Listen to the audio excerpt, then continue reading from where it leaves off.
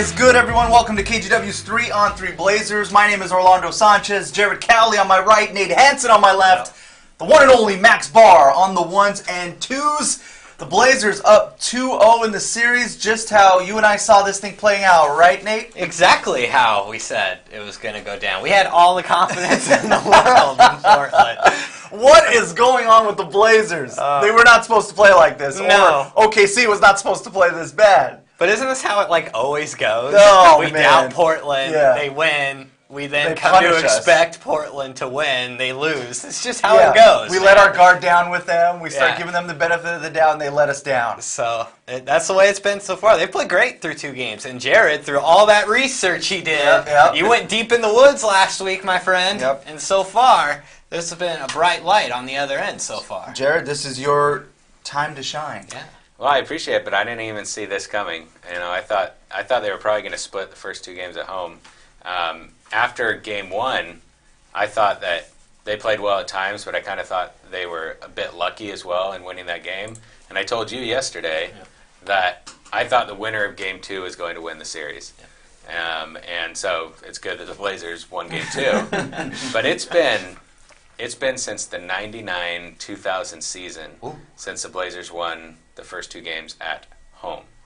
You know, a few years ago they beat the Rockets the first 2 games on the road, but it's been that long for Blazers fans to experience something like this. So this is a bit rarefied air for Blazers fans right now, especially younger Blazers fans who don't remember or didn't experience the really good Blazers teams of the past. I was 8 at that time he's referencing. The rarefied air that you speak of, man, I felt like it came through being at the Moda Center last night. That craving for playoff success. It felt like fans were just looking for any reason to get crazy in there, and it was magical. I mean, just one of those special games that they've had this year. It was so loud in there, and they managed to top what happened in game 1. It was so electric and really neat to be a part of. And when CJ hit that 3 at the buzzer to end the first half. To tie it up. Yeah, to tie it up. It was crazy. It was a shift. And then when they put the icing on the cake, when Dame knocked down the buzzer beater to end the third quarter, that place was so loud. It was just really neat to be there for that game. I mean, as much as the players have wanted to get the monkey off their back from what's happened the last couple postseasons, the fans have also had this. They've just been waiting. You know? And there's probably still a group of fans waiting for the other shoe to drop in this series. Without a doubt. But so far, it's been great. And as much of a statement as Game 1 was to finally win a playoff game after losing 10 in a row, I thought last night was more of a statement from the Blazers. Because I worried that they were so focused on just winning 1. Right. You know, there's 3 more they got to win to win the series. And they came, they took the Thunder's best punch. The Thunder came out ready in Game 2, and Portland delivered a big blow of their own, and it was a knockout last night. That was really impressive to see them finish them off. I thought there was an interesting contrast with the crowd between Game 1 and Game 2. I felt like Game 1 was, they were really loud at times, but there's a lot of times where I felt the crowd was subdued, and I think it was because they built the big lead, and then the Thunder started to come back, and I think Blazers fans were just kind of, there it goes again. I was at that game in the 300 section. Everyone around me, you just weren't comfortable. I mean, for the Blazers led the entire game, I believe. Right. All but like 20-something seconds. But you never felt comfortable, because anytime the Blazers got up by 10, the Thunder would cut it to 3, and you're just like, oh my god! Oh, George hits the 3. It's down to 1. It's down to 1, and you're like, oh my gosh, this is going to happen again. And because of what happened in the regular season, the Blazers had leads at home in the regular season against the Thunder, and the Thunder always found a way at the end to win. So I think some of that played in as well. Yeah, and I feel like then in Game 2, it was almost like they got through, they got that first win, and then last night was just this big exhale. Like, you were able to finally just enjoy the game and go crazy, and that's what the Moda Center crowd did last night. The weight of the world was off their shoulders last night, and they showed it. And now it's on the Thunder's shoulders. That was a lot of fun. All right, you guys One second before we get into question 1. He's got a little bit of a data here for you. Just so you know, 93% of teams that win the first 2 games go on to win a best-of-7 series, and the Blazers have never That was the money. Never lost a playoff series after winning games 1 and 2. That's the They're money. 14-0 in those series in their history.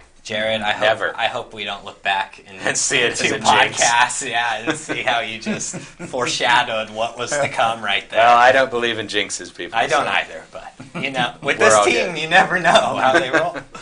3 questions, 3 answers. There's 3 of us. You can catch it on KGW.com. Number 1, what has stood out to you the most about the first 2 games of this series? So for me, for you guys too, there's a lot to choose from. Yeah, totally. You could focus on the Blazers defense, you could focus on the Blazers offense. There's a lot of different directions you could go. To me, it starts with the Blazers star players, and Damian Lillard and CJ McCollum. Not only, getting swept the last 2 postseasons, there became a little bit of a reputation around the NBA, this cloud over the Blazers about a regular season team, not a postseason team.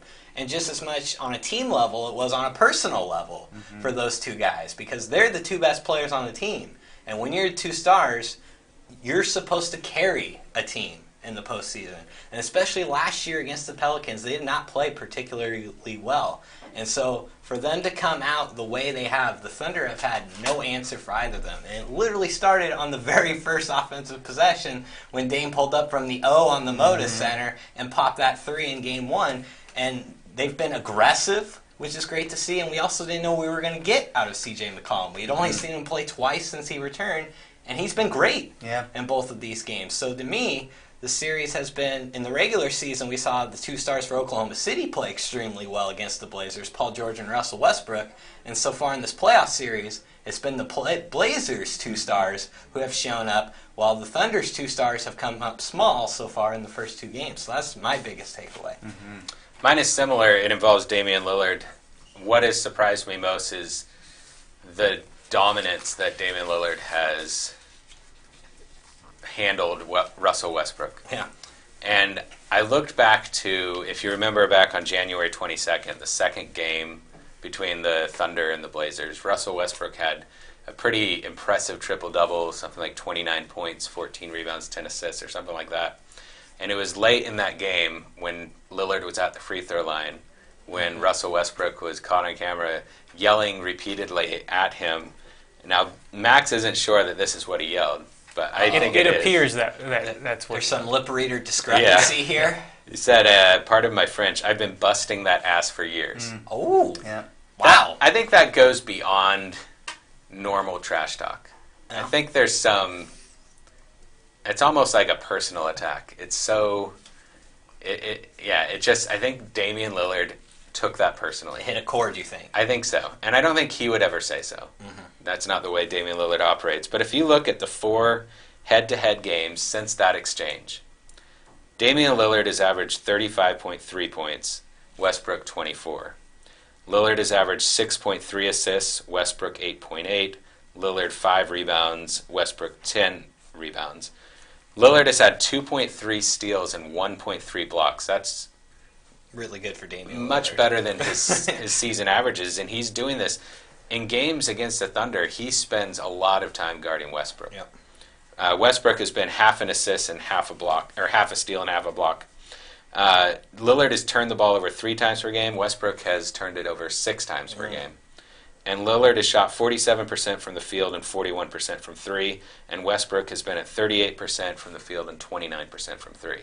Ever since Westbrook went at Lillard and escalated their verbal feud, or whatever verbal feud Westbrook thinks he has with Lillard, because you remember last season when Paul George didn't make the All-Star team, Westbrook went out of his way to use Lillard's name to put that down and say Lillard shouldn't be on the All-Star team, Paul George should. So he's had this thing with Lillard for a long time, and Lillard has thoroughly outplayed him since that game. I think that you're seeing, I think the Portland media, Portland fans, I think they perceive Lillard as a better player than Westbrook, but I don't think the national media or national fans think that way, and I think that's changing because of these 2 games. When I was driving home last night after the game, I was listening to NBA radio, and the host was talking about that subject, and he was talking about why Damian Lillard is better than Russell Westbrook. And then this morning I saw a Fox Sports 1 segment where they were talking about the same subject and saying Lillard is better than Westbrook. And I wasn't looking for these, but I just heard them out of the blue. And so I think that because of his performance in these first 2 games, on which there has been so much national attention, I think that Damian Lillard is really elevating his national profile at the expense of Russell Westbrook. And so I think that has surprised me more than anything. A double win. Yeah. I think Damian Lillard is automatically going to get up for these type of matchups. When there is a player on an opposing team that is perceived to be elite or one of the best, he's automatically has that chip on his shoulder. He's had it in college. His entire life story is based on being counted out as the underdog. Overlooked. And I think that always will play into it. Even if he did take that trash talk personal, I think that's how Dame just operates. It's another opportunity. And you are right that the national media is finally taking a legit notice at this and giving Dame a little more love than he should have been getting all along. But it goes back to playoff success. Yes. It's what you do on this stage. Absolutely. No one's paying attention, 3 months ago. In January. On a Thursday night when they're playing at 10 p.m. Eastern. Right. Like, you've got to show out at 12:30 Pacific on ABC in front of a national audience. Or like last night on TNT, where you're really the only game on of interest. Like, that is when you have to make your mark. For Dame and CJ to do that, you're on track now to getting that attention, that respect that you believe they deserved all along. Yeah, and Jared's right about the national discussion around Dame and Russ. Like, Dame was first team All-NBA last year with James Harden in the backcourt. But I bet if you asked most fans nationally, they would have said Westbrook is a better point guard than Damian Lillard, mainly because of the triple-double, the MVP, and he did go to the finals once. Granted, Kevin Durant was on that team too, but he did get there. Or people use a disclaimer that, but Steph Curry was hurt. Yeah, something like that. And I think this is, Jared's right, this one-on-one matchup that everyone, it's arguably the matchup people were most looking forward to in the first round of the playoffs. Yes. Dame versus Russ. And so far through the first 2 games, Dame has absolutely dominated. His net rating is plus 21.3. Russ's is negative 23.4 right now. It's not even close, and we'll see if that can continue. This is the big story for me. Yeah. This is the theme right now for this series and it has been even before it started, was Dame versus Russ, all the trash talk, all that stuff. But the thing that surprised me most wasn't that Dame is outplaying Westbrook. For me, the thing that stood out was how horrible three-point shooting-wise Oklahoma City has been. Yeah. Like, this has been back-to-back their worst shooting games from 3 of the season. And historically, I think on the jump they had it as the worst three-point shooting performance in playoff history for a team. Yeah, I mean, 18% and 15%. It's awful. I mean, this is just horrendous. I couldn't have seen something like this coming, especially after what we saw in the first 2 games. It's like Saturday morning at a random high school in Vancouver. Yeah, this is brutal, man. No, man, these high school kids are getting buckets. Not the Thunder, though. No. So, I mean, for me, that has been the biggest surprise, is just how awful the three-point shooting has been from Oklahoma City. And it's been somewhat of a role reversal from what we saw in the regular season. And you saw what they did in Game 1, and you thought, I think most of us, and that was my whole argument. They're going to come out in Game 2 and shoot better. They're not going to do that. They're not going to do that again. I thought that was bottom of the barrel. That was as bad as it would get for Oklahoma City. They managed to pretty much match that. Well, in the regular season, Oklahoma City, like, their players shot better from 3 against Portland than they did in the regular season, and Portland's players shot worse from 3 than their season averages. And it's now maybe it's just kind of just getting back to what they actually are. And so far, at least for the first 2 games, it looks like the Blazers are a much better shooting team than the Thunder. Russell Westbrook is 1 for 10 from 3. Myers Leonard has as many made three-pointers as Russell Westbrook. It's incredible to think about. And Paul George hasn't been much better from distance. No. All right, question number 2. Which role player, anyone but Lillard or McCollum, has had the biggest impact on the series for the Blazers so far? Wait, you're telling me Lillard and McCollum are not role players? What is this? Yeah, I don't know why I had to specify that. Go ahead, Jared. So it's hard to pick anyone other than Maurice Harkless for me. He's been so good defensively. He wasn't that good on offense in Game 1, but he was very good on offense last night. But the Blazers are allowing 95 points per 100 possessions in these first 2 games. That's 14 points below their season average per 100 possessions. And Harkless is such a big reason for that. Yep. He's somehow managed to make Paul George seem mortal, whereas they weren't able to do that in the regular season. And that might be because of George's shoulder, which is absolutely 100% injured, and it is not pain-free regardless of what he says. It's bothering him. Yes. But Harkless has also been extremely aggressive on defense, and we're seeing the Maurice Harkless that we've wanted to see, that Damian Lillard has wanted to see, that Terry Stotts and Neil O'Shea have wanted to see in this series. And it's exactly what the Blazers need. I'm going to cheat, and I'm going to split my pick with one other player. Jerry, changing the rules here. Because I wanted to shout out Seth Curry. Okay. Because last season, the Pelicans, they blitzed and trapped Lillard and McCollum at times, took the ball out of their hands, and dared other players to beat them. And no other Blazers players were really able to do that. Even Al-Farouq Aminu, who shot the ball well and played well, he didn't have the pull, with the defense because they just didn't trust him to be able to beat them.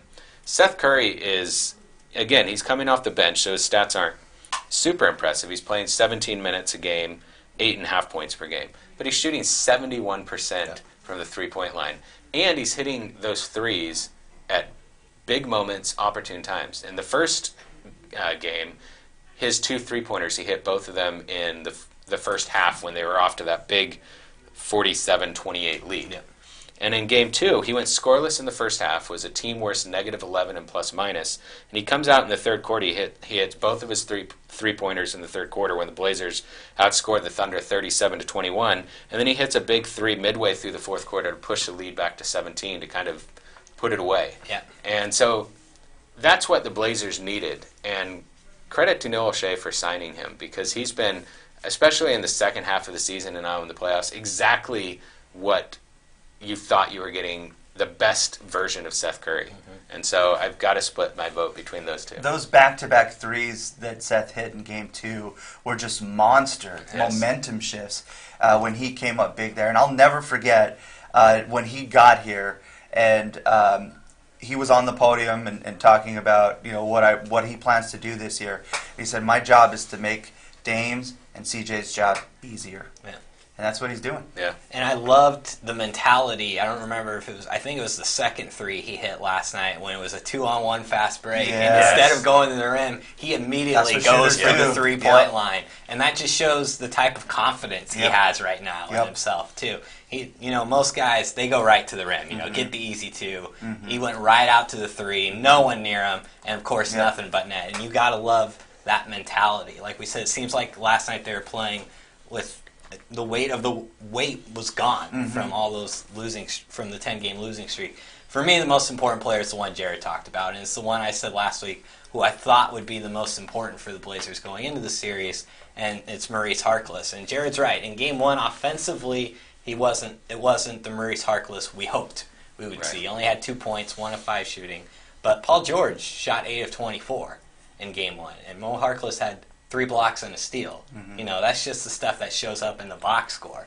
And he had a bigger impact than that defensively in Game 1. In Game 2, it all came together. He was once again a disruptor defensively, but he finished with 14 points, 6 of 9 shooting, and Damian Lillard has called him the X Factor for 2 years now, and he has been an X Factor in this series for the Blazers. Last night was the first time, including the regular season, Maurice Harkless played well on both ends of the floor against the Thunder. And last night was the first game out of the 6 that it didn't come down to the final minutes to decide the outcome. Now, is that a coincidence? Perhaps. But I think you can make the argument Maurice Harkless had a big reason to do with how last night, in a sense, got out of hand in the second half. The Blazers cruised to a victory. There's no doubt there's a connection between the Blazers' success and Maurice Harkless playing well. When that guy is playing well, the Blazers tend to do pretty well. Yeah, absolutely. And to your point, that man is the X factor. I thought he killed it in Game 2. He was all right in Game 1. Yeah. we got to give love to Enes Kanter. I know it was game one, and we've already moved on from that. But my goodness, 20 and 18? I mean, there's a lot of guys you could do that with. That's kind of what I thought we might have different answers for this question, because Enes Kanter was fantastic in game one. Myers Leonard was fantastic last night. I don't know if there's been a guy who's had an exceptional 2 games, but they've each had their moments, which is what the Blazers need. Exactly. Like, each game had a different guy that you could point to as, okay, he was the difference as the role guy. Yeah. I also wanted to give love to Al-Farouq Aminu because he's been steady. Yeah. There hasn't been one game where he was really high like Mo, and then another one where he was just all right. He's been steady, and that's and nobody's played more minutes than him outside of Dame and CJ. His plus-minus, it's been plus in both games. He's been positive.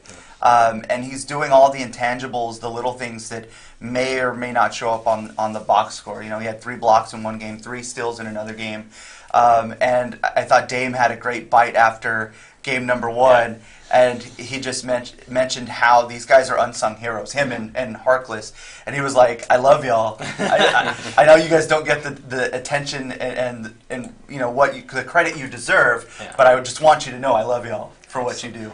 I mean, like we said, there's been a bunch of different guys stepping up. We've yet to see really a Rodney Hood moment yet in these first 2 games, and the Blazers are up 2-0. So if you're looking for something as a Blazers fan to potentially get excited about, you still haven't had all your role players yet really contribute in a big way. And it feels like this will be the trend for the entire playoffs for the Blazers. It may not be one guy who steps up in that 3rd slot to fill Yusuf Nurkic's shoes, but if they're getting somebody, they just need one of those guys to really have a big night. Or just be a collaborative effort. Guys that get always hot works at certain points in the game. You know, in the playoffs, there's so many crucial moments where momentum can change in games. And the Blazers role players, for the most part, have had moments where they've stalled that momentum for Oklahoma City and given it back to Portland. I think your point about Maurice Harkless kind of being the difference in yesterday or last night's game being, a blowout instead of a close game like every other game. I don't think it's just a coincidence, because in that 3rd quarter, which was the deciding quarter in that game, he picked George's pocket 2 or 3 times, and those led to fast break opportunities. It got the Blazers going, it got the crowd going. So I think that when he is fully engaged and on every level, this Blazers team is such a different team. Yeah, it was impressive to see them go for the jugular and just finish them off, because in the NBA, no lead is safe. Right. And so to see that in a playoff game where the stakes are as high as it gets, that was really impressive by the Blazers. It's got to feel good as an NBA player to see with 3 minutes left the opposing coach send in the reserves waving the white flag. That's got to be a pretty good feeling. Yeah. Then you get Lavissiere and and Simon's out there. Love that. All right, guys, you know what time it is. Blazers, they're up 2-0. Are you sticking with your series prediction? If not, what's your revised prediction? You want to start with me? Oh, absolutely. So I can't stick with my series prediction because it's not possible. You're so weak. At this time. Come on. I can't go back and make the Blazers lose one of these games. I don't have a DeLorean with me here. So I picked the Thunder to win in 5 last week. And obviously that has not gone that way. It's a combination of things that we talked about last week. The Blazers are getting contributions from other players, and the Thunder, in a sense, are also beating themselves by continuing to jack up these threes. Like Charles Barkley said last night, they only have one good three-point shooter, so why are they shooting so many threes? And he's not even a good three-point shooter right now. Yeah, and so I'm going to do a complete flip-flop this go around. Oh, my God. I'm going to... Look, this is what the NBA playoffs are all about. Flip-flopping? Yeah. Oh, my God. I think you did this last year. The overreaction. I think you did this last year. We all did this last year. Yeah, we all did. We all picked the Blazers to win. No, I died on the sword last year. Oh, well, way to go. And it's going to happen again this year. Oh, no.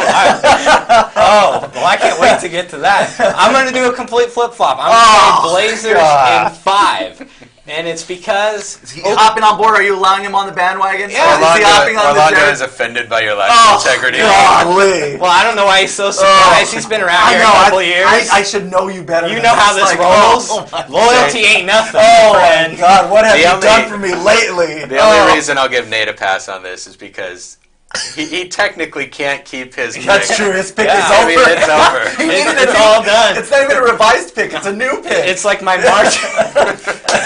It's like my March Madness bracket got busted the very first game.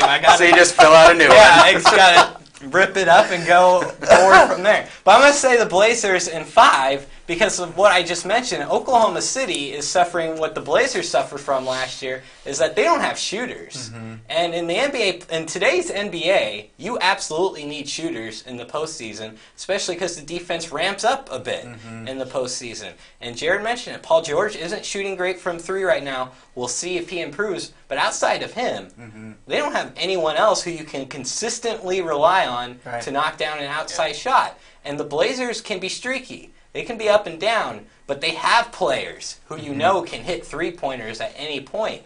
And I expect Oklahoma City to be better, obviously, at home.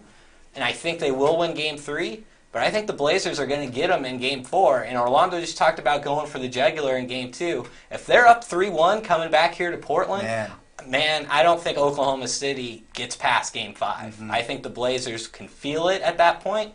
And this is a team, it's been a few years since they've been out of the first round. And they're wanting to put all those shadows behind them, and I think they're going to do it here over the next 3 games. I got the Blazers going in 5. Complete flip-flop, baby. Owning it. One thing that was interesting that you saw at the end of the third quarter when you looked over at the Oklahoma City bench is just they looked deflated, defeated, you name it. They looked like they had accepted their fate. Like they realized they might be in trouble. Yeah. And the post-game press conference, I know that Westbrook tried to own it and say, you know what, this is on me. I can't be this bad. This is unacceptable. But they looked just terrible. Yeah. And to your point, they're not going to play that bad when they go home. Or at least I don't think they can. I mean, it's just been so terrible. I'm with you. I think that OKC wins Game 3. As well as kind of a last stand, but there's blood in the water. Absolutely. And I think Dame and company sense it. But back to our picks. All that said, I made the pick. I'm seeing it through. There you go. I have OKC in 6, so here that's where we're at right now. If OKC comes back and wins in 6, everyone's going to hate you. I know. Like, I don't believe in my pick anymore. It's just more of a loyalty to what I did for the integrity of the pick. Integrity, Orlando, over here, my friend. But it's not looking good. You got to be wishy-washy sometimes. You got new data in front of you. So I picked the Blazers to win in 7. Way to go. And why did I do that? Because the Thunder were a mess. Check. They are. And because the Blazers had home court advantage, which has proven to be a big advantage, at least in the first 2 games. Blazers I'm in glad 7. You mentioned that. Blazers in 7 right now doesn't even sound like that good of a pick. Yeah, I mean, looking back at it, I'm thinking I was too nice to the Thunder. But I've been surprised by the Blazers' performance. I didn't think they were going to be this good. I certainly didn't see their defensive performance that you've seen so far. I'm still going to stick with Blazers in 7. Oh. Part of it is because of the whole integrity thing. That's just out of here. Out of here. But it's just like a small part. It's basically because I was looking back to that Rockets series several years ago. Yeah. And the Blazers won games 1 and 2 in Houston. And then it still took 6 games and Dame with .9 to win that series. And if Dame doesn't hit that shot and if they lose Game 6 and it goes back to Houston for Game 7, maybe they don't win that series. But he did. And they won in 6. He did. I know. But they're not in as good a situation after 2 games in this series as they were after 2 games in that series. True. And I do expect, I can't forget, as much as I kind of downplayed it last week, the 4 regular season games, I can't forget it completely. The Thunder were good against the Blazers during the regular season. During the regular season, they were a much better team than what they've shown in these first 2 games. I expect them to play better at home, and I don't know what to expect from the Blazers on the road.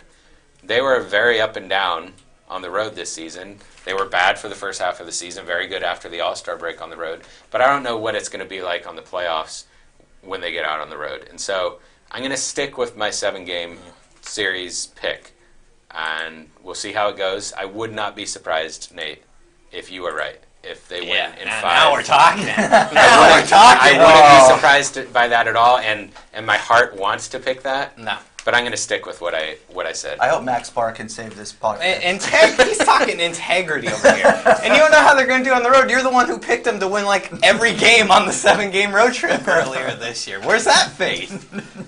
No, They played like Milwaukee and Philadelphia and people. Because I don't know, the playoffs are different. They've played a lot better in the playoffs against the Thunder than any of us expected them to. That's true. And certainly better than they did during the regular season, home or away. So the playoffs are a different beast, and I just can't believe that the Thunder are going to be this bad back in OKC. Mm-hmm. And if they are, it's over in 4. Oh! If they continue to play this poorly, if they continue to shoot 17% from 3-point at home, it's over. Mm-hmm. Yeah. And the other thing about the Thunder is they're dealing with what the Blazers were dealing with. They've won 3 playoff games in the past 3 seasons now. They haven't won. We were talking about this last night. Huge. They haven't won a road playoff game since Durant left. Yep. I mean, everything's kind of on the table here. If they lose, Donovan's probably gone. Yep. They might make some major changes. I don't think they'll probably get rid of Paul George or Russell Westbrook. Probably not Steven Adams either, but everything around them is up for grabs. And so I don't know. I wouldn't be surprised if it goes differently, but I'm sticking with 7. See, he really wants to go Blazers I in do. 5. He wants to go all in. Look at that smile. He wants to go all in. He wants it. Integrity be damned. Go with Blazers in 5. Hey, honesty still matters. Oh. Just like defense. All right, guys, it's that time. No. It's time for the best podcast game in the world. Woo! It is. And the best podcast game host in the world. Woo, Certified. baby! Yes, sir. Certified. No story time today, gents. We're already running long, so we're going to turn it over to Max Barr. Take it away, Max. Who has all the integrity, by the way. Always. The whole integrity thing. Yeah.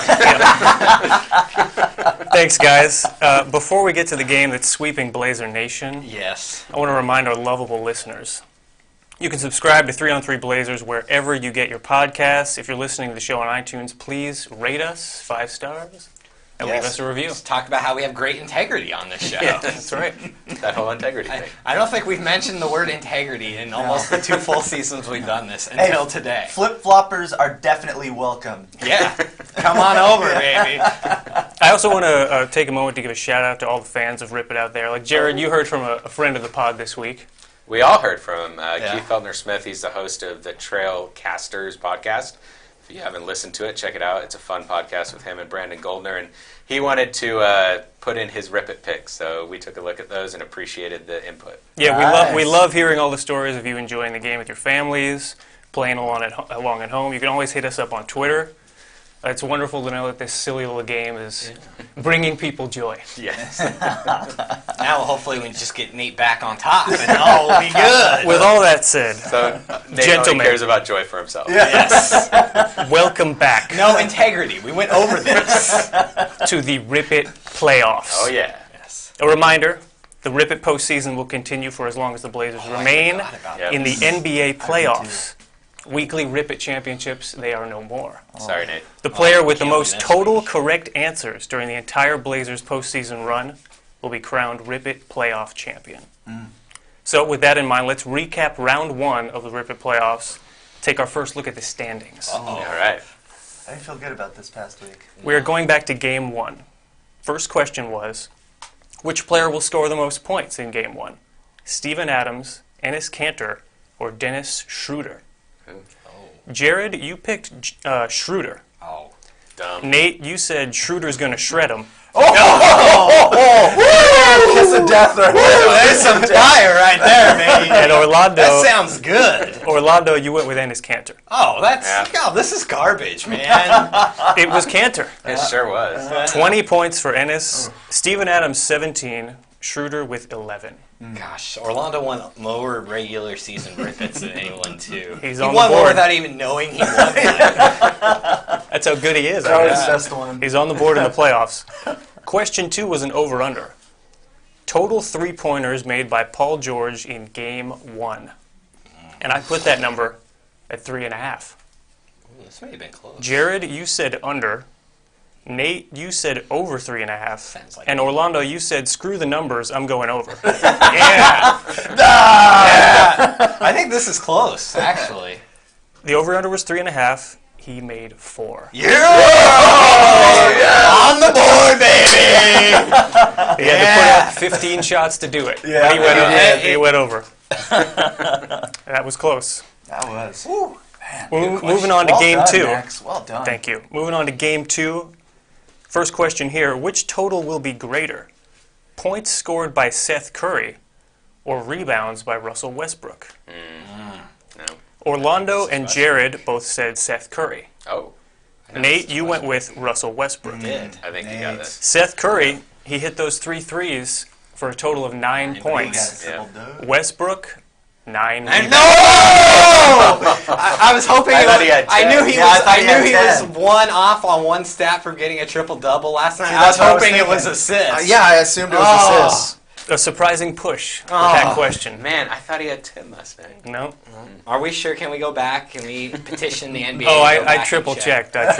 Don't worry. Yeah, I think you're questioning Max's integrity. Yeah, The whole integrity thing. yeah, let's get that out of here. How's it feel to have 0 on the board over there? Oh, boy. Oh my goodness. It feels great, Nate. Good.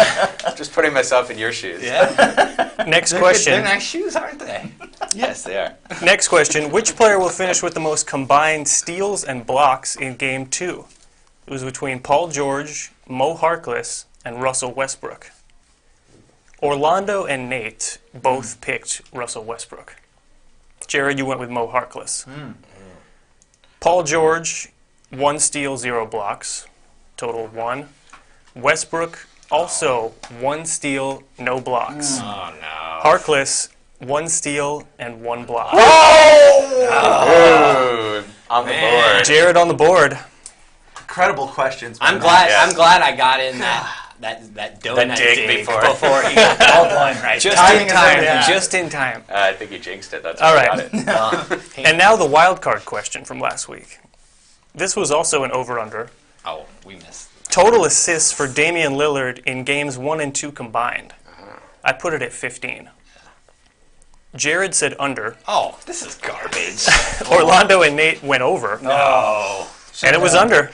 It was under. You spoke too soon, Nate. I always speak too soon. This is what happens here. 4 assists in game 1, 6 in game 2 for a total of 10.